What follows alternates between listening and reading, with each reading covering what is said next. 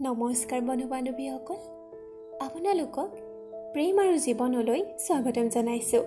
যেতিয়াৰ পৰা মানুহৰ জন্ম হৈছে তেতিয়াৰ পৰা মানুহৰ চিনা পৰিচয়ৰো আৰম্ভ হয় আৰু আজিৰ যুগততো ব্যক্তি এজনৰ মূল্যাংকন কৰা হয় তেওঁৰ পৰিচয়ৰ ওপৰত।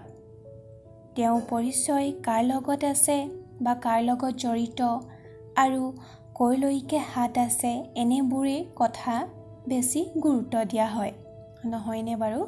আপোনালোকৰ চাৰিওপিনে ভালকৈ চালে এনে কিছুমান মানুহ দেখা পাব যি নিজৰ পৰিচয় বলত যিকোনো কাম পাবলৈ সক্ষম হয়।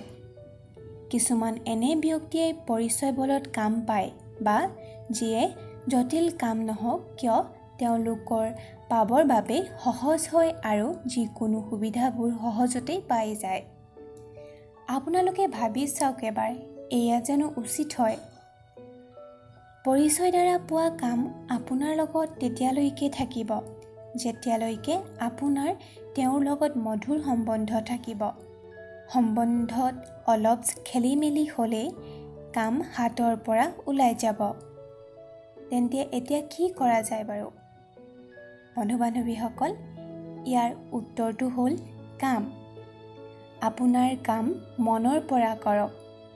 আপোনাৰ নিজৰ কাম নিশ্চয়তাৰে কৰক, কাৰণ পৰিচয় দ্বাৰা পোৱা কাম অধিক সময়লৈকে নাথাকে, কিন্তু কামৰ দ্বাৰা পোৱা পৰিচয় যুগ যুগলৈকে ৰৈ যায়।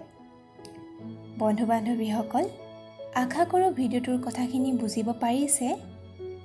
যদি কথাখিনি ভাল লাগিলে তেন্তে এটা লাইক কৰিব, শ্বেয়াৰ কৰিব আৰু আমাৰ চেনেলটো ছাবস্ক্ৰাইব কৰা নাই যদি ছাবস্ক্ৰাইব কৰি কাষৰ বেল আইকনটো ক্লিক কৰি দিব।